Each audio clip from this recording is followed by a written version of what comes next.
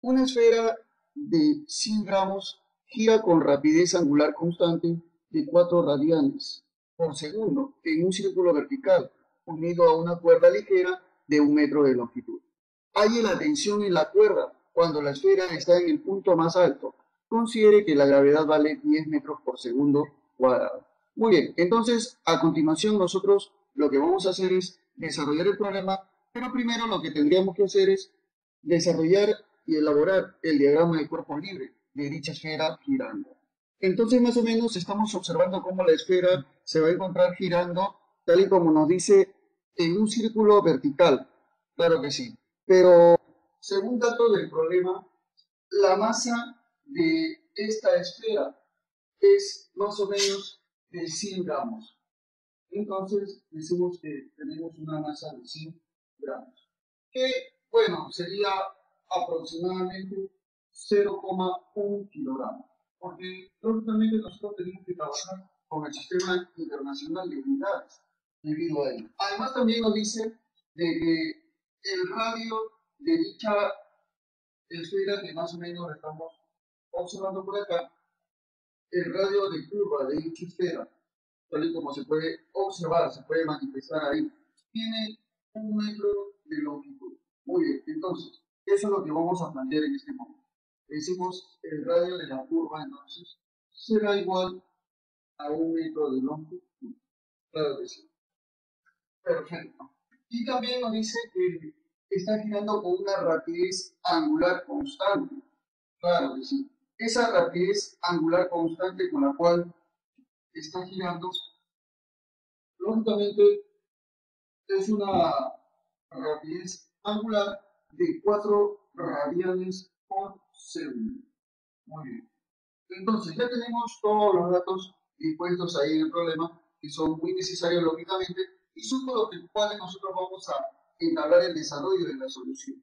Muy bien, entonces a continuación colocaremos los datos en forma adecuada por acá. Diremos entonces que la masa de la esfera será equivalente a 0,1 kilogramos. El radio de la curva es igual a 1 metro. La velocidad angular es igual a 4 radianes por segundo. Muy bien, tal y como lo puedes observar. Ahora lo que vamos a hacer es mejorar ese gráfico que estás observando acá, claro que sí, para poder plantear el diagrama del cuerpo libre, pero en su punto más alto. Tú dirás, profesor, entonces, ¿dónde será su punto más alto?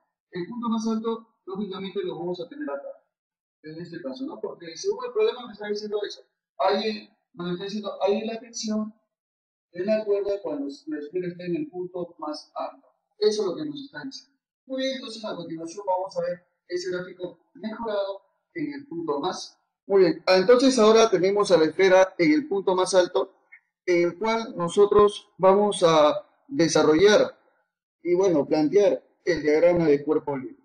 Por ejemplo, acá nosotros tenemos al cuerpo, el cual está sometido bajo la acción de la gravedad y debido a ello tendrá un peso. Ese peso estará representado lógicamente como mg. Bueno, tú dirás, no, profesor, ¿qué es mg? Mg es la representación del peso o de la fuerza de gravedad. Claro que sí. Masa multiplicada por la aceleración de la gravedad. Claro que, lógicamente, esto de acá sería la masa, tal y como lo observamos, vale 0,1 kilogramos. Ah, ya, esto de acá entonces es 0,1. Por la aceleración de la gravedad, que valdría, tal y como lo vemos acá, 10 metros por segundo cuadrado. Ah, ya, 0,1 por 10. Y eso te daría un minuto, tal y como lo puedes ver ahí. Muy bien, entonces ya estamos observando ahí el valor de la fuerza de gravedad. Ahora, la siguiente fuerza que nos faltaría añadir ahí sería la tensión en la cuerda.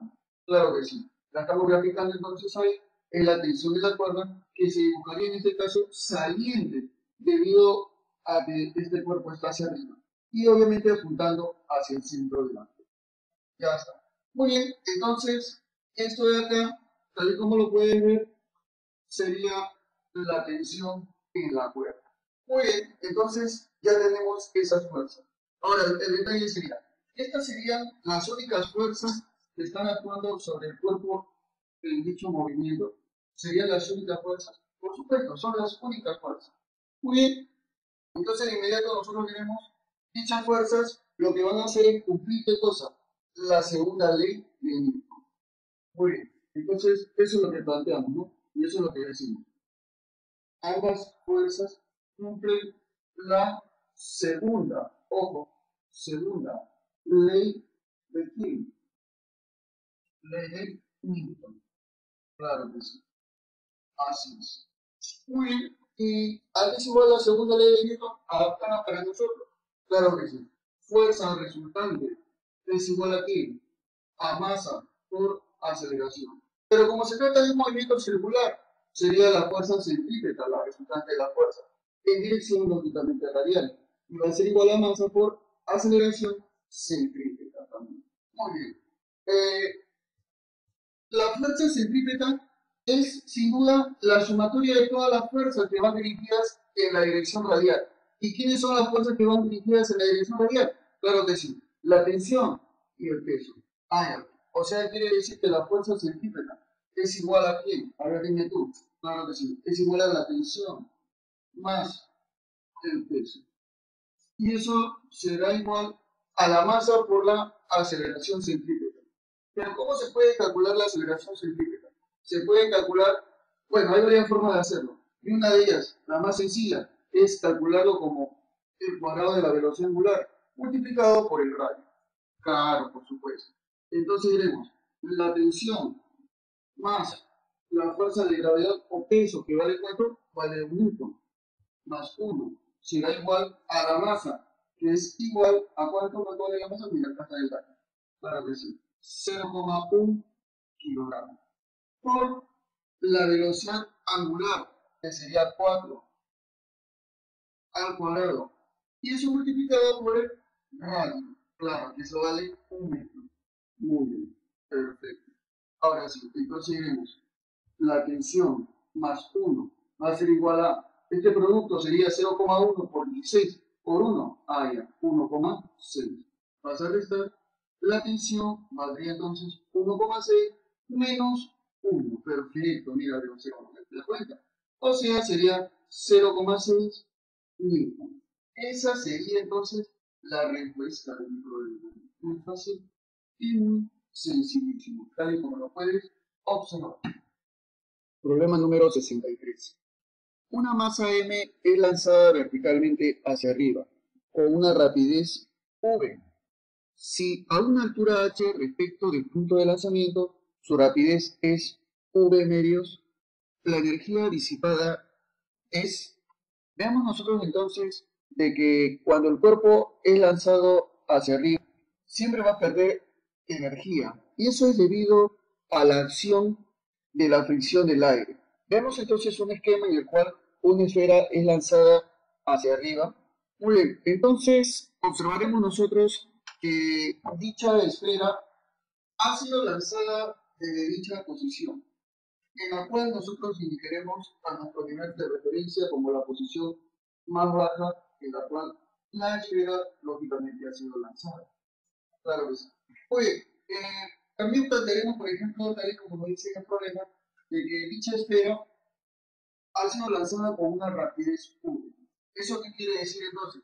Que desde el punto en el cual se trata de su nivel de referencia, claro, la velocidad o el vector velocidad será igual, bueno, a eso, ¿no? A 1.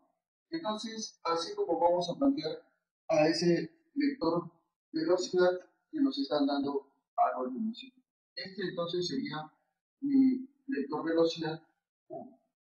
Y luego de haber, obviamente, avanzado una altura h, según el problema, la velocidad que alcanza luego de ello, la velocidad que va a poseer luego de lo que nos están diciendo, dicha velocidad será igual a la reducción de la mitad. O sea, tendrá una velocidad v menos, tal y como lo podemos observar ahí en el programa. Muy bien. Entonces, tal y como se puede ver acá, la energía ha cambiado. La energía ya no es la misma. Claro, por ejemplo, en el primer punto del nivel de referencia, la energía mecánica inicial, ¿no?, a la cual le ponemos E sub 1, y la energía mecánica final, a la cual le ponemos E sub 2, ya no son iguales. Esas energías han cambiado. Pero tú dirás, no, profesor, ¿pero de qué manera han cambiado? ¿La energía habrá aumentado o habrá disminuido? ¿Tú qué dices? Bueno, por efecto de la fricción del aire, es lógico suponer que la energía va a disminuir. ¿Por qué? Porque la fricción del aire lo que va a hacer es simplemente reducir la energía, o sea, efectuar un trabajo en contra del movimiento, lo cual hará que dicha esfera pierda la energía. Entonces, la energía disipada será equivalente a la energía que se pierde por la fricción del aire.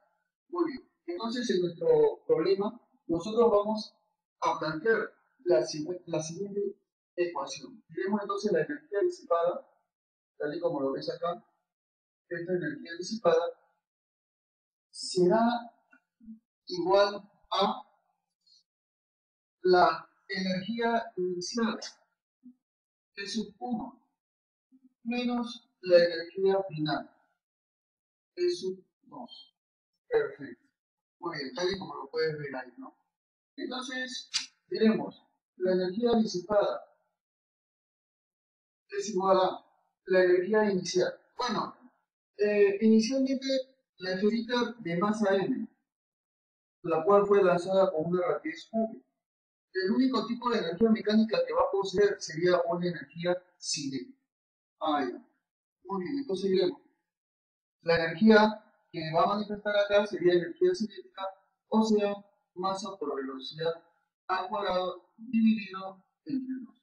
Menos la energía mecánica en el punto final, o sea, en 2, luego de haber recorrido una altura h. Bueno, tal como podemos observar, en el punto 2, la energía mecánica sería la suma de una energía potencial ya que tiene altura, bueno, respecto al nivel de referencia, y tiene una velocidad que lógicamente ha disminuido, pero la tiene, o sea, quiere decir que tiene energía cinética. Ah, ya, muy bien. Entonces tú me dirás, profesor, su energía cinética será igual entonces a masa por velocidad, que en este caso sería v menos elevado al cuadrado sobre 2, menos la energía potencial gravitatoria, que sería masa por gravedad por altura. Muy bien. Así sería eso entonces. Muy bien, entonces vemos la energía disipada es igual a masa por velocidad cuadrado sobre 2. Muy bien. Y luego, a ver cómo sería ahí en ese caso. ¿Cómo sería ahora ese vector de tal y como lo. Bueno, tenemos acá menos por más, menos. Masa por, bueno, esta de acá sería velocidad al cuadrado sobre 2 al cuadrado sería 4. 4 multiplicado por 2 sería 8. Menos por más, menos. M, G, H. Muy bien, tal y como lo puedes ver ahí, ¿no? Luego entonces diremos acá en nuestro problema, dicha energía disipada será igual a ver, acá lo que vamos a hacer para poder restar estos dos términos es homogeneizar, o sea, multiplicamos por 4 abajo y por 4 arriba. Entonces tendríamos 4 veces masa por velocidad al cuadrado sobre 8 menos masa por v al cuadrado sobre 8 menos mg por h. Muy bien. Luego, restando estas dos cantidades, diremos que la energía disipada será igual a 4 menos 1 es 3 veces mv cuadrado sobre 8 menos mg por h. Y ahora, por último, lo que vamos a hacer es factorizar. Vamos a factorizar entonces, ¿qué? Factorizaremos m, o sea, la masa. Muy bien, entonces tenemos la energía disipada. Claro que sí. Será igual a quién? A ver, dime tú. Será igual, factorizando la masa, sería m multiplicado por Bueno, acá solamente me quedaría, si yo elimino n, me quedaría 3 veces v cuadrado sobre 8. Vale, 3 v cuadrado sobre 8. Menos, luego, si elimino la masa, me quedaría p por h. Muy bien, p por h. Así tal como lo puedes observar en el problema. Muy bien. Esta sería entonces la respuesta de mi problemita. Bueno, la clave del problema, ¿cuál sería entonces? A ver, ¿no? Si lo observa. Claro que sí, sería la A, ¿no? La A. Esa sería entonces la respuesta de mi problema. Problema número 64. ¿A qué altura de la superficie la gravedad se reduce a la cuarta parte del valor en la superficie? Si el radio de la Tierra es RT. Muy bien, nos están diciendo entonces a qué altura más o menos de la superficie terrestre la gravedad va a reducirse en su cuarta parte del valor normal, que es en la misma superficie, bueno, de la Tierra. Entonces, para ello vamos a plantear nuestros conocimientos de gravitación universal. Tomando en cuenta que la Tierra, por ejemplo, es como si fuese una esfera. Claro, la Tierra más o menos como si fuese una esfera y, por supuesto, el radio R sub T, tal y como nos dice en el problema. Muy bien, a una cierta altura de la esfera, más o menos nos dice a una altura h, la situación cambiaría. ¿Por qué? Porque ahora estamos planteando nosotros cómo sería o cómo se vería ahora esta aceleración de la gravedad, pero situado a dicha altura h.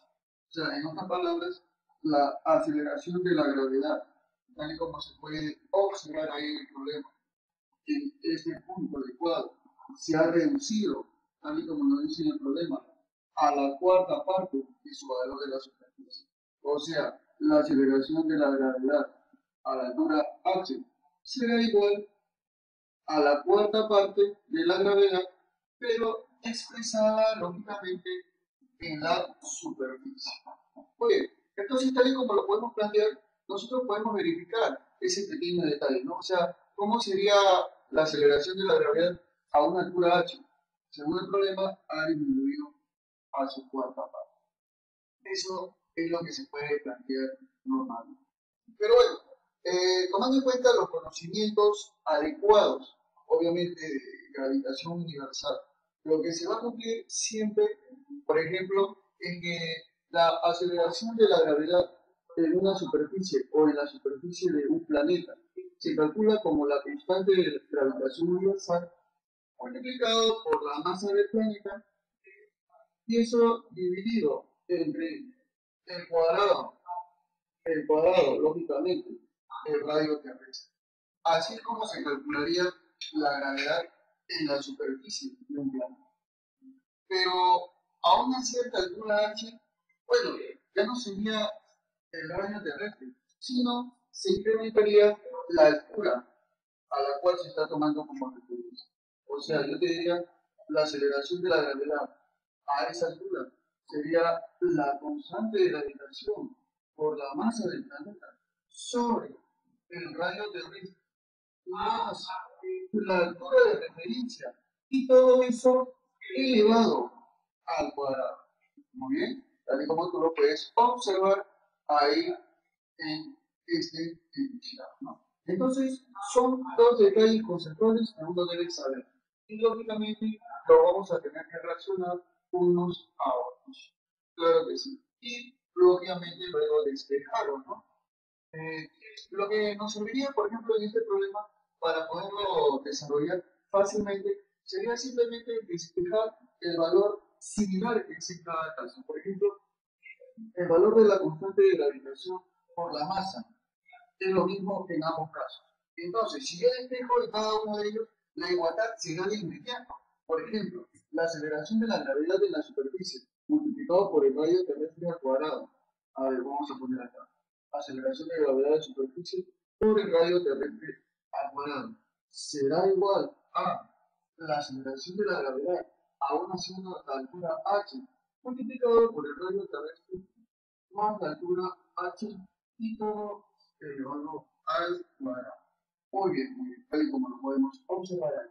Pero según todo el problema, si lo puedes verificar muy bien, la aceleración de la gravedad de la superficie sería el cuádruplo de la aceleración de la gravedad, pero a una altura h. Muy bien, o sea que lo vamos a reemplazar. Sería 4 veces la aceleración de la gravedad de una altura h por el radio terrestre al cuadrado será igual a la aceleración de la gravedad a la altura h por el radio terrestre más dicha altura h al cuadrado. Muy bien, inmediatamente tú ya sabes qué va a pasar, si no ya sabes. Claro que sí, se te va la aceleración de la gravedad en la altura h, por supuesto que sí. Y luego, obvio, miembro a miembro, cada uno de ellos, le sacamos una raíz cuadrada. Entonces, sacándole la raíz cuadrada de 4, raíz cuadrada de esto, radio terrestre. Y raíz cuadrada de esto, bueno, se va con el cuadrado, sería radio terrestre más h. Pasa que el radio terrestre sea igual a h. Muy bien, o sea, quiere decir que a qué altura, la gravedad será la cuarta parte, a una altura similar al radio terrestre, por supuesto. O sea, la clave sería la de dedito. Muy bien, esa sería la respuesta de mi problema. Problema número 65. El amortiguador de un automóvil se comprime 5 centímetros con una masa de 400 kilogramos. Determine el periodo de oscilación de una masa de 1000 kilogramos soportada por el amortiguador si cumple un movimiento armónico simple. Considere que la aceleración de la gravedad es igual a 10 metros por segundo cuadrado. Primero observaremos entonces cómo la masa de 400 kilogramos que se puede observar en el pequeño gráfico ya realizado para el amortiguador, esta masa cuyo valor, tal y como lo podemos observar, es de 400 kilogramos. Claro que sí. Muy bien, entonces va a producir una compresión sobre dicho amortiguador. La compresión más o menos, lo estamos verificando acá, cuyo valor será igual a 5 centímetros, ¿no? Entonces más o menos ponemos acá la compresión igual a 5 centímetros. Muy bien, ahora tal y como podemos observar acá en dicho problemita, haciendo el diagrama del cuerpo libre o observando las fuerzas que están actuando sobre dicho bloque, vamos a observar dos fuerzas. La primera sería la fuerza de gravedad, claro, o el peso. Entonces, lo que vamos a hacer es dibujar dicha fuerza de gravedad. Sería un vector entonces apuntando hacia abajo. Más o menos entonces, esta sería mi fuerza de gravedad, a la cual le pondría entonces NG. Es el símbolo lógico de la fuerza de gravedad. Otra fuerza que está actuando sobre dicho cuerpo, como tú ya bien sabes, sería la fuerza elástica. Claro, esa sería entonces la fuerza que está actuando sobre dicho cuerpo. Muy bien, entonces colocaremos acá a la fuerza elástica. Luego entonces diremos nosotros, tanto la fuerza de gravedad como la fuerza elástica tienen que poseer el mismo valor, debido a la primera condición del equilibrio. O sea, tú dirás, profesor, quiere decir entonces que la fuerza elástica y la fuerza de gravedad son iguales. Por supuesto que son iguales. Fuerza elástica igual a fuerza de gravedad. Muy bien, o sea, quiere decir que en este caso la constante de rigidez multiplicada por la deformación del resorte, entonces en este caso diremos la compresión, ¿no? Multiplicado por X, será igual a la fuerza de gravedad, mg. O sea, masa por aceleración de la gravedad. Muy bien, tal y como lo puedes observar. Luego entonces lo que vamos a hacer es reemplazar los datos, pero obviamente adecuados al sistema internacional de unidades, ¿no? ¿Por qué, profesor? Bueno, porque mira, acá vemos la unidad en centímetros, y tú sabes que debe estar en metros, para lo cual desarrollaremos el prefijo sigma. Muy bien, entonces acá inmediatamente veremos la constante K multiplicado por la deformación, que sería 5 por 10 a la menos 2, porque el prefijo centi es 10 a la menos 2. 5 por 10 a la menos 2. Muy bien. Será igual a la masa, que para nuestro caso sería 400 kilogramos. Muy bien. 400 por la aceleración de la gravedad, que vendría a ser igual a 10. Muy bien. Perfecto. Entonces, ahora sí, más o menos vamos a pasar esto de acá a dividir al otro lado. Antes de hacer ello, podemos simplificar quinta 1, quinta 2. Muy bien. Ahora sí, sigamos entonces con la resolución de dicho problema. Este será igual a 400 multiplicado por 2 sobre este 10 a la menos 2 pasaría de, o sea, sería 10 a la menos 2 ahí abajo. Muy bien. Ahora sería 2 por 4, 8, 800 sobre 10 a la menos 2. Eso iría lógicamente con signo positivo, o sea, sería igual entonces la constante igual a 800 multiplicado por 10 elevado al cuadrado. Claro, muy bien. Porque tú sabes que toda potencia, obviamente con signo negativo en su exponente, al cambiar de lugar, o sea, al subir al numerador, siempre va a cambiar su signo, ¿no? Claro, ahora negativo, luego será positivo, tal y como lo puedes ver. Muy bien, entonces veremos que la constante será igual a ver, mira, observa acá, 10 al cuadrado, ¿cuánto es 10 al cuadrado?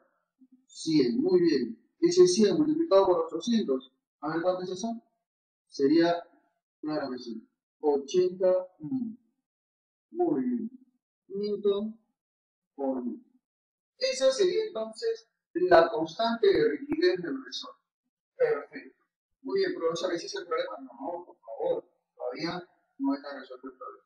Lo que nos está pidiendo nosotros, ¿qué es lo que nos piden, profesor? Nos están pidiendo determine el periodo de oscilación de una masa de 1000 kilogramos. O sea, nos piden calcular el periodo de oscilación. ¿Y cómo se calcularía ese periodo de oscilación, profesor? Muy fácil y sencillo. En primer lugar, planteemos entonces el gráfico más o menos de ese oscilador armónico, pero lógicamente con esa masa de 1000 kilogramos aplicada sobre el amortiguador, lógicamente. Muy bien, entonces ahora, tal y como podemos ver, la masa correspondida acá, ahora en este problemita, ha cambiado. Ahora es de 1000 kilogramos. Mucha más. Muy bien, claro que sí. La constante de equilibrio del resorte sigue siendo la misma, por supuesto. O sea, no ha cambiado en absoluto. Porque lógicamente todo resorte siempre mantiene su identidad a través de la constante de rigidez. Una constante que es propia de cada uno de los resortes.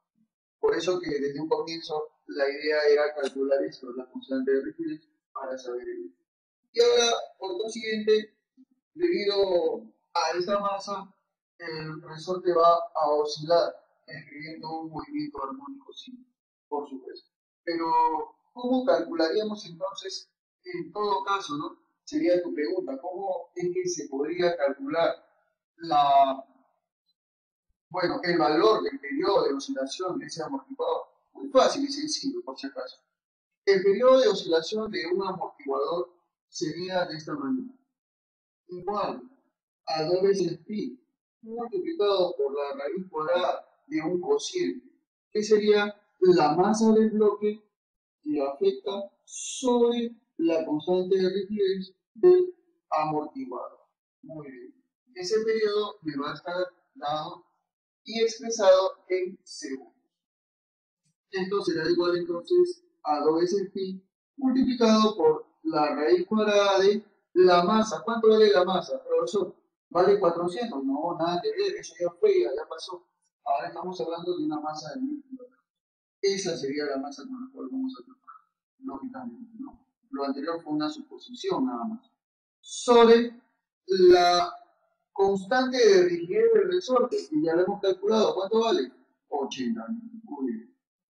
Así es. Claro que sí. Y luego, obviamente, la raíz cuadrada, ¿no? Simplificamos inmediatamente, a ver, ¿hay algo que se simplifica? Por supuesto. Las tres bolitas de abajo con las tres bolitas de arriba se te van.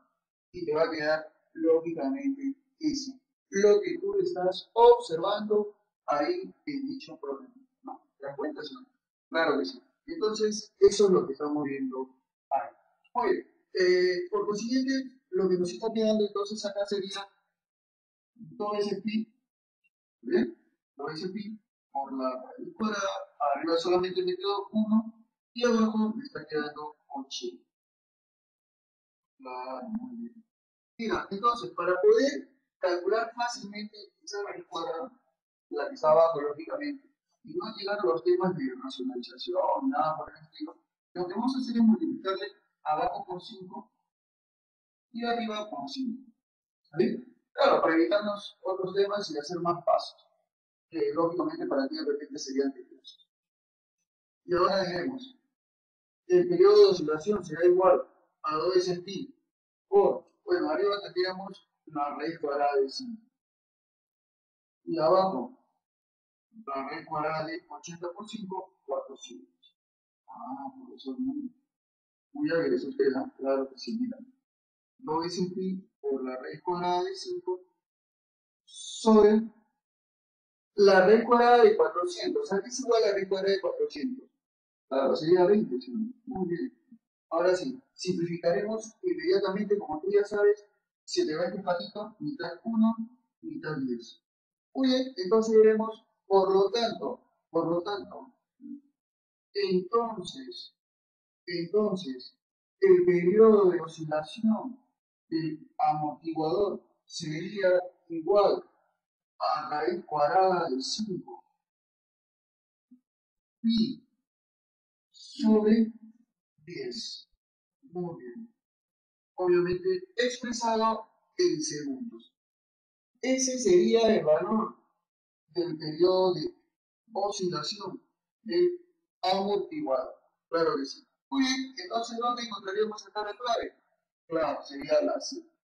Esta sería entonces la clave de la respuesta, ¿no? Tal y como lo pueden ver, problema totalmente sencillo, lo que hemos aplicado. En primer lugar, la forma de la función elástica, aplicando lógicamente la ley de Hooke. Luego de calcular la constante de rigidez, lo que fuimos y lo que hemos hecho sería calcular el periodo de oscilación, obviamente calculando mediante la fórmula del periodo de oscilación del amortiguador, tal y como lo puedes ver ahí en el problema. Problema 66.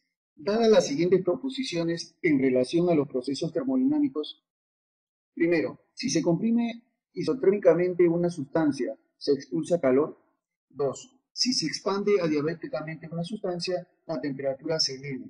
3. La curva diabática posee mayor pendiente que la curva isotérmica. Y 4. El ciclo de Carnot. El calor suministrado se produce a lo largo de la expansión de la sustancia. Establezca la secuencia de verdad o falsedad de la siguiente proposición.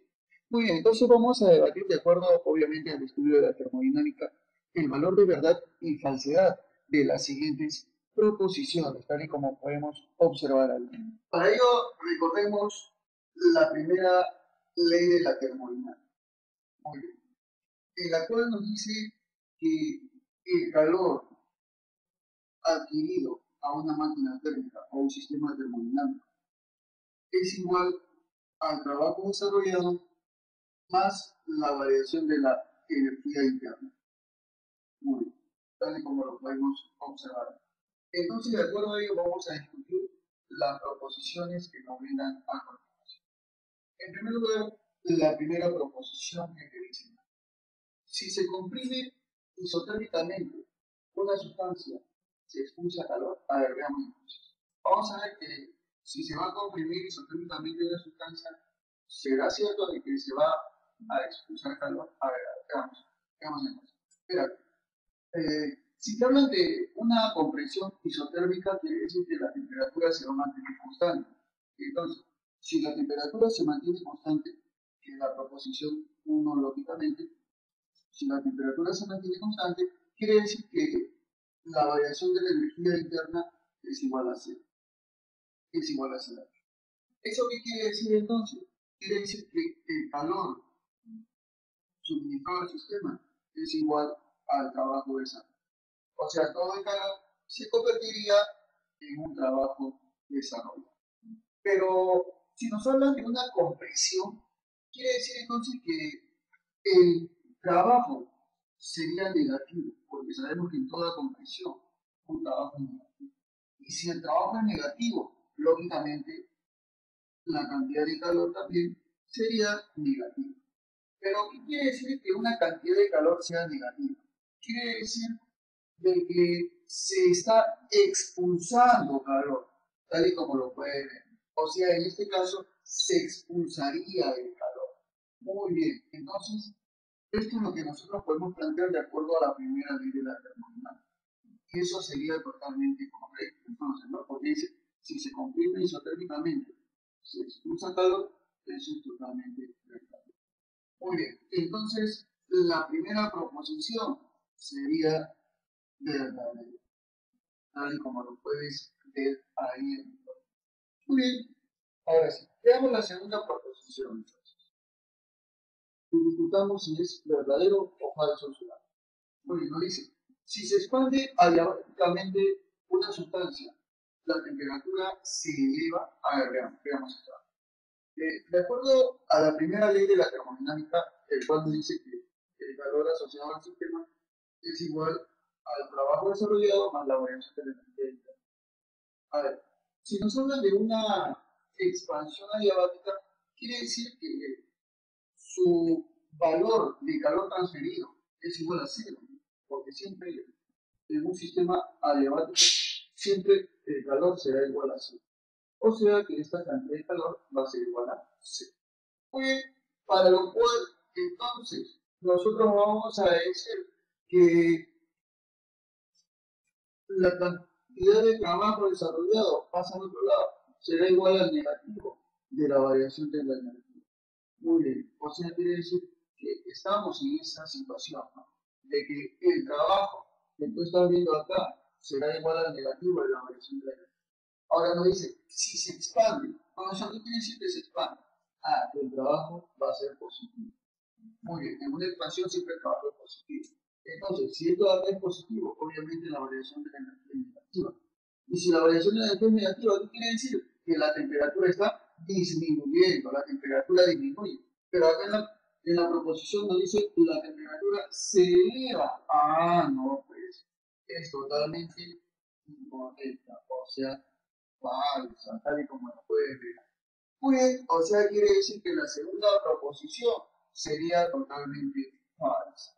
Muy bien. Veamos la tercera proposición. Dice, una curva adiabática posee mayor pendiente que la curva isotérmica. Bueno, para ver eso, lo que tenemos que plantear sería el ciclo de Carnot, ¿no?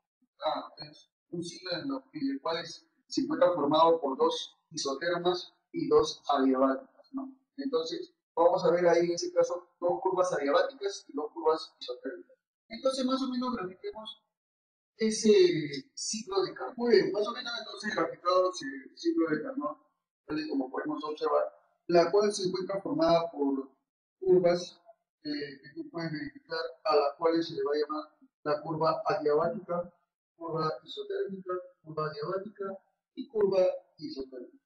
Muy bien, entonces, tal y como nosotros podemos verificar ahí, decimos, la curva que estamos presentando acá sería una curva adiabática. Entonces, tenemos acá eh, curva adiabática. Claro.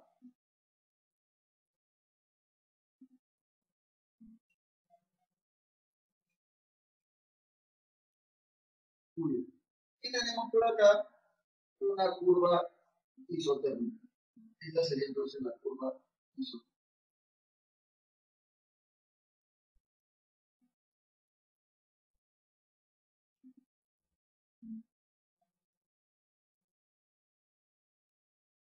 Ya, perfecto. Entonces, nos dice, según el problema, la curva adiabática posee mayor pendiente que la curva isotérmica. Eso es totalmente correcto. ¿Por qué, profesor? Porque mira, si te das cuenta, tiene mayor inclinación que la curva isotérmica. Entonces, al tener mayor inclinación, es lógico decir que tiene mayor pendiente. Entonces sería verdadero. Claro que sí. La tercera proposición, entonces, totalmente claro, eso de acuerdo, como ya lo hemos dicho y lo hemos recalcado, esto es de acuerdo al ciclo de Carnot. Muy bien. Ahora sí. En el caso 4 nos dice, por ejemplo, en el ciclo de Carnot, el calor suministrado se produce a lo largo de la expansión de la sustancia. A ver, veamos entonces. Bueno, esto de acá nos vamos a guiar simplemente y sencillamente de acuerdo a la primera ley de la termodinámica. En el cual, por ejemplo, si nosotros nos decimos en una expansión de la sustancia, bueno, integraremos acá la expansión isotérmica. El caso del ciclo de Carnot y la primera ley de la termodinámica, en una expansión isotérmica, la cantidad de la variación de la energía interna es cero. ¿Eso qué quiere decir? Que el trabajo y el calor son totalmente equivalentes, ¿no? O sea, quiere decir que si el volumen se expande, obviamente el calor va a ser positivo. ¿Y qué quiere decir un calor positivo? Quiere decir que se está tratando de un calor que se está suministrando al sistema. Ah, ya, muy bien. ¿No? Entonces, comprendido eso, diremos el calor en el caso de una expansión es suministrado al sistema. Y, profesor, ¿qué pasaría en la compresión? Bueno, todo lo contrario. El calor se disiparía al sistema. Muy bien. Y es algo que nosotros ya lo hemos respondido en la primera proposición, ¿no? Es por eso que la cuarta proposición sería totalmente correcta, ¿no? Porque nos dice en una expansión el calor se suministra en el sistema, por supuesto, ¿no? Ya lo hemos visto. En la expansión el calor es suministrado al sistema. Y en la compresión todo lo contrario, se disipa el calor. Ah, ya, muy bien. Entonces la respuesta sería verdad. Muy bien, entonces ya hemos visto los detalles de este problema. Primera proposición correcta, segunda proposición falsa, tercera correcta y cuarta falsa. ¿Cuál sería entonces la respuesta de mi problemita? ¿Cuál sería la clave? A ver, claro que sí. La clave sería la B de bonito. Esa sería entonces la respuesta de mi problema. Problema 67. Un rayo luminoso incide sobre una superficie de agua bajo un ángulo de 53 grados respecto a la normal. Si el índice de refracción del agua es 4/3, el ángulo que forman los rayos reflejado y refractado es... Muy bien, en este problema nos están pidiendo calcular el ángulo que van a formar tanto el rayo reflejado como el rayo refractado al incidir sobre una superficie del agua. O sea, lo que vamos a utilizar acá serían nuestras leyes de la óptica, tanto como en la reflexión y en la refracción. Más o menos, entonces, observamos la superficie del agua como una superficie horizontal, en la cual, por ejemplo, un rayo luminoso va a incidir sobre la superficie del agua, ¿no? Bajo un ángulo de 53 grados con respecto a la normal. Muy bien, para lo cual entonces trazaremos una línea normal. Esa sería entonces la línea normal, tal y como nos puedes observar ahí en el desarrollo del problema. Muy bien. Ahora, lo que sería cuestión de hacer en este caso sería trazar el rayo luminoso incidente, que sería de tal manera. Este de acá entonces vendría a ser para mí el rayo luminoso incidente. Muy bien. Claro que según el problema, bajo un ángulo de 53 grados con respecto a la normal. Muy bien. Entonces decimos, son 53 grados con respecto a la normal. Perfecto. Ahora, lógicamente, debido a la superficie del agua, este rayo se va a reflejar y también se va a refractar, por supuesto. Veamos entonces cuál sería el gráfico mediante una reflexión. Más o menos, esta sería la reflexión del rayo luminoso y esta de acá sería la refracción del rayo luminoso. Muy bien, esa sería entonces la línea. Tanto la línea de la reflexión como la línea de la refracción. Perfecto. Muy bien, entonces, pero lo que nosotros nos están pidiendo es calcular. ¿Qué es lo que te está pidiendo calcular? Calcular el ángulo que forman, ojo, los rayos reflejados y retratados. Ah, ya, o sea, vamos a calcular entonces nosotros este ángulo que estamos viendo acá, este de acá. Muy bien, entonces, este sería mi ángulo X, o sea, mi cóncavo.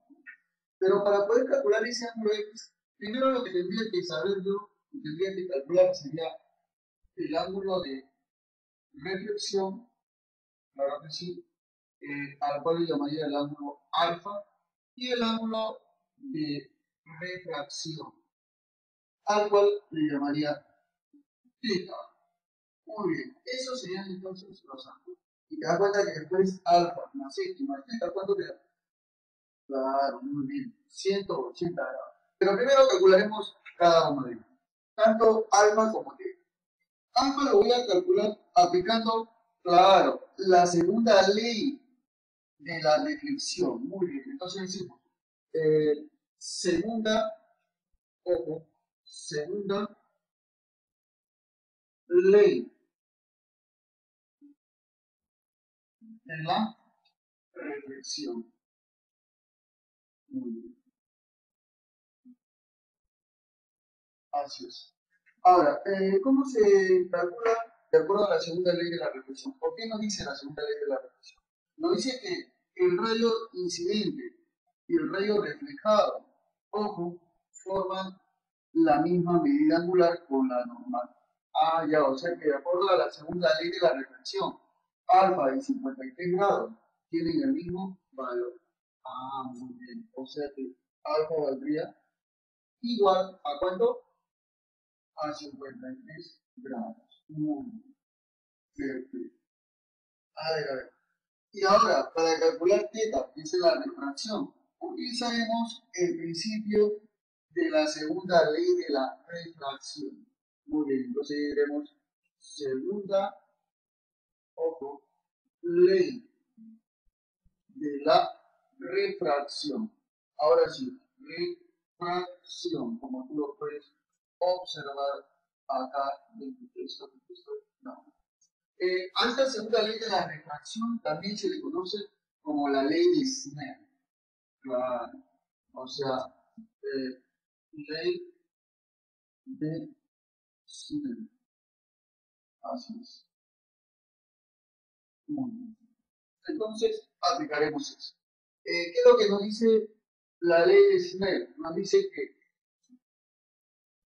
el índice, el índice del primer medio por el seno del ángulo de incidencia es igual al índice del segundo medio por el seno del ángulo de refracción. Claro que sí. Esa es la ley de Snell. Recuerda que la ley de Snell se puede ver de dos formas. Una es con los índices de reflexión y refracción y también se puede ver por las velocidades de propagación, por si acaso. Eso es algo que se va a ver también en los documentos, pero también es muy importante recalcar. Ahora, ya sabemos cuáles son los ángulos, acá nos han quedado 53 y θ, pero lo que no sabemos son los índices. Bueno, pero parece que el problema nos lo dan de datos, ¿no? Mira, dice, un rayo luminoso incide sobre una superficie de agua. Obviamente, si el rayo está incidiendo sobre el agua, quiere decir que está trasladándose desde el aire. Y en el aire, su índice de refracción, ¿saben cuánto vale? Yo sé que todo el mundo lo sabe, y tú también lo sabes. Uno, su índice de refracción es 1, siempre y cuando se refiera al aire, o vacío también, o vacío. Pero dice que si el índice de refracción del agua, porque en el segundo caso se trata de agua concentración, es igual a 4 tercios. Ah, ya, o sea que el índice de refracción, pero ahora del agua, es 4 tercios. Entonces ya tenemos estos índices de reflexión y trabajaremos entonces con la segunda ley de la refracción conocida como la ley de Siemens. A ver, N1, ¿cuánto vale N1? Vale 1. Muy bien.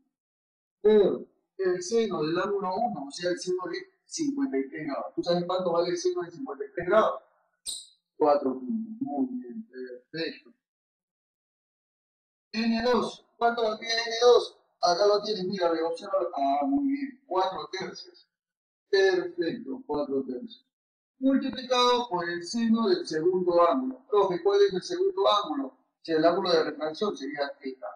Muy bien. Ah, entonces acá le ponemos el seno de θ.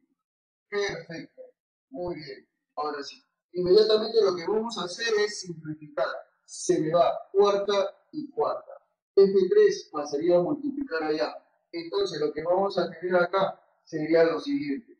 Claro, sería que el seno de θ es igual a ¿cuánto? Ahora dime tú. Es igual a 3 por 1, 3 sobre 5. O sea, 3. Muy bien. Si el seno de θ vale 3 quintos, quiere decir que θ ¿cuánto vale? Ahora dime tú. ¿De qué ángulo del signo es 3 quintos? De 37 grados. Muy bien. Ah, ya. De 37 grados, entonces, su seno es igual a 3 quintos. Perfecto. Todavía falta, por si acaso, no voy a sacar que sea la respuesta, no, nada que ver. Ahora sí, entonces decimos, por lo tanto, por si acaso, por lo tanto, estas tres bolitas significan por lo tanto. En todo este ángulo llano, cuya suma es igual a 180 grados, podemos decir de que alfa, que vale 53 grados, más x más θ, que es 37 grados, eso será igual a 180 grados. O sea, todo un ángulo llano, ¿no? 53 más 37 sería 90. Ahí. Pasando a restar, x valdría entonces 90 grados. Esa sería entonces la respuesta de mi problema. Muy bien. ¿Dónde estaría la clavecita entonces? Acá estamos. Esta sería la respuesta de mi problema totalmente correcto, ¿no? Tal y como lo puede ver ahí. Muy bien. Entonces es un problema donde nosotros hemos aplicado las leyes de la reflexión y la refracción, las leyes más importantes, lógicamente, en el tema de óptica. Problema 68. Un alambre de 1,5 metros de longitud dispuesto horizontalmente conduce una corriente de 0,2 amperes en la dirección norte. Se encuentra en un campo magnético uniforme de 4 teslas, dirigido verticalmente hacia abajo. La fuerza magnética sobre el alambre es, bueno, nos están pidiendo cuál es el valor de la fuerza magnética producida, obviamente, o inducida, lógicamente, por esa corriente eléctrica a través del campo magnético de 4 Tesla. También lo que nos están pidiendo es la dirección hacia donde se dirige la fuerza. Lógicamente eso lo vamos a hacer de acuerdo a la regla de la mano derecha. Es una regla muy importante con la cual podemos avanzar este problema. Entonces, para lo cual, dibujando nuestra mano derecha, observaremos que de acuerdo a ello dice que el alambre está en la dirección norte, o sea, dirigido hacia arriba. El campo magnético es, bueno, según el problema, verticalmente hacia abajo, tal y como lo puedes observar acá, ¿no? O sea, perpendicularmente hacia abajo. Muy bien, tal y como se puede ver. Entonces, de acuerdo a esto, la regla de la mano derecha, veremos nosotros que simplemente lo que nos daría acá sería una fuerza magnética dirigida hacia la izquierda, ¿no? Porque siempre los dedos indican a la corriente, el giro de ellos indicaría la inducción y el dedo pulgar que indica la dirección de la fuerza magnética, tal y como lo podemos ver acá en este problema. Muy bien, entonces, una vez que ya sabemos la dirección y el sentido de la fuerza magnética, ahora planteemos el problema de acuerdo a los datos que nos dan. O sea, corriente de 0,2 amperes, campo magnético de 4 teslas, alambre de 1,5 metros y la dirección de la fuerza magnética. Muy bien, entonces, concluyendo esta parte, ya te estás observando, ya te lo dije, ya te lo indico datos acá. Acá hay nuestra microonda náutica con la cual te indico la dirección de todo ello, intensidad de corriente hacia el norte, el campo magnético dirigido hacia abajo, o sea, perpendicularmente hacia el plano, y la fuerza magnética dirigida hacia la izquierda. O sea, en este caso sería hacia el oeste. La longitud del alambre vendría a ser 1,5 metros. Vamos a calcular entonces la fuerza magnética que se encuentra sobre él. Esta fuerza magnética se va a calcular mediante la fórmula conocida como Gaussian. Claro que sí, Gaussian. Inducción magnética por intensidad de corriente por longitud y por el seno del ángulo formado por la intensidad de corriente eléctrica y la inducción magnética.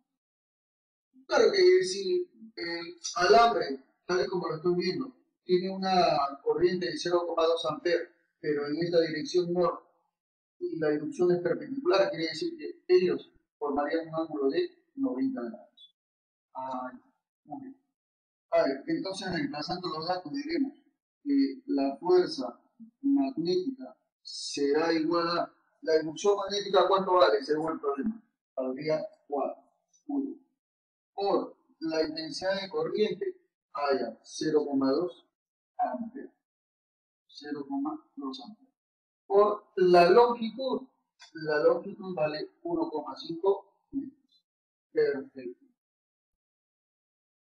Por el seno del ángulo, o sea, el seno de 90. Muy bien, y el seno de 90 es igual a 1. Claro, todo el mundo sabe, ¿no?, que el seno de 90 es igual a 1. Muy bien, trigonométricamente también se puede explicar eso.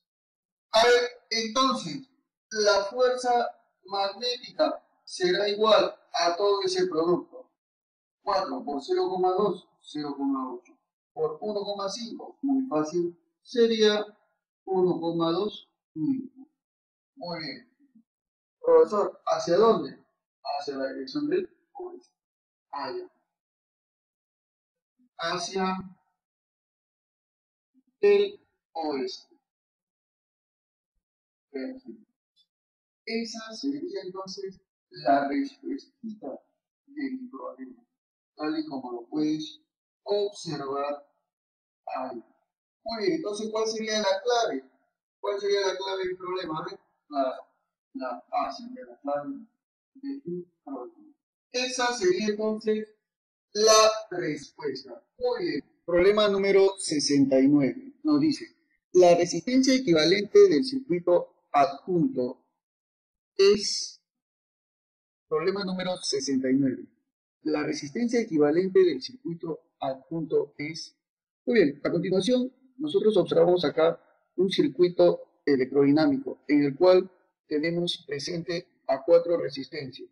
Nuestro trabajo va a consistir en reducir todas estas resistencias a una sola. O sea, es decir, mediante una serie de operaciones matemáticas vamos a hallar la resistencia que corresponderá, obviamente, a la función de todas las resistencias que se van a encontrar acá en el circuito, tal y como lo puedes ver ahí.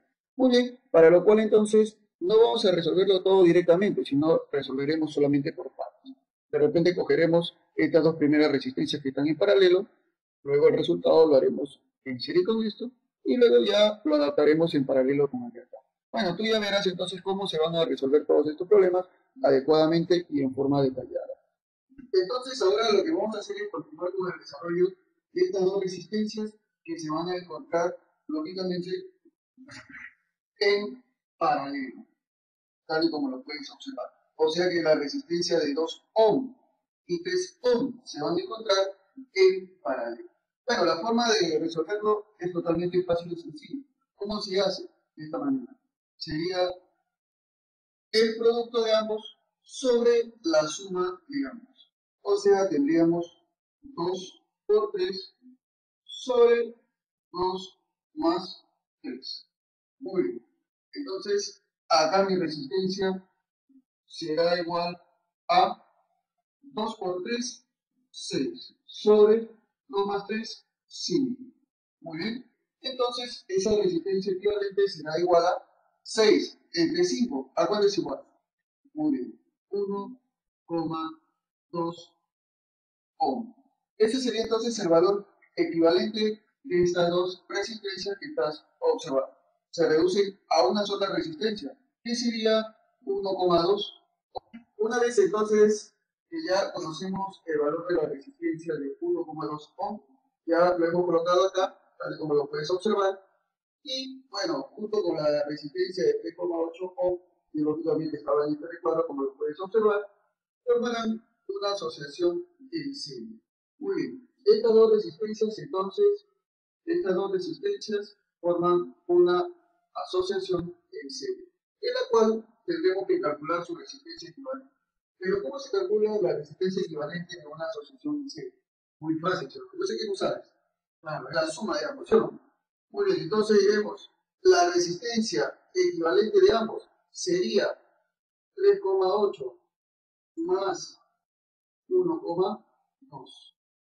Muy bien, sumando estas dos cantidades, entonces, tal y como lo ves ahí, R será igual a 3,8 más 1,2, que daría 5 ohm. Muy bien.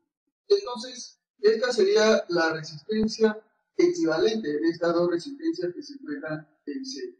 Entonces, a continuación, nosotros vamos a colocar esta resistencia en vez de estas dos, porque es su resistencia equivalente. Entonces, una vez que hemos reemplazado acá, mira, esta resistencia de 5 ohm, lo hemos colocado acá, ¿no? Porque es obviamente la equivalente de estas dos resistencias que tú has observado. Esta última resistencia, o la resistencia que está acá, forman dos resistencias en paralelo. ¿Cómo lo hacemos? Bueno, tú ya sabes ya cómo lo vas a hacer. Profesor, lo hacemos entonces como en el primer caso, multiplicación sobre la suma. Claro, o sea, lo puedes hacer multiplicando 5 por 5 sobre 5 más 5. Pero también no te olvides que hay una forma más directa de cómo resolver estas dos resistencias. Debido a que ambas resistencias son de la misma magnitud, del mismo modo, entonces la resistencia equivalente entre A y B se puede resolver como la misma resistencia, que es 5, pero dividido entre 2. Ah, muy bien. Claro. ¿Por qué, profesor? Claro, cuando tú tienes resistencias en paralelo y son iguales, tú vas a agarrar una de ellas y lo vas a dividir entre el número de resistencias. ¿Cuántas resistencias son? 2. Entonces entre 2. ¿Qué, profesor? Si fueran 3 resistencias, ¿entre cuánto lo dividiría? Entre 3, ¿no? Y si fuese 4, entre 4. Y así sucesivamente. Entonces, esta es la forma más directa de hacerlo, ¿no? Más rápida. Y más sencilla, lógicamente. Muy bien, entonces, por lo tanto, diremos la resistencia equivalente entre A y B será igual a 5 entre 2, 2,5 ohm. Esa sería entonces la resistencia equivalente para el circuito electrónico. Muy bien, ahí está. Entonces, ¿dónde estaría la alternativa? A ver, ¿cuál sería la alternativa?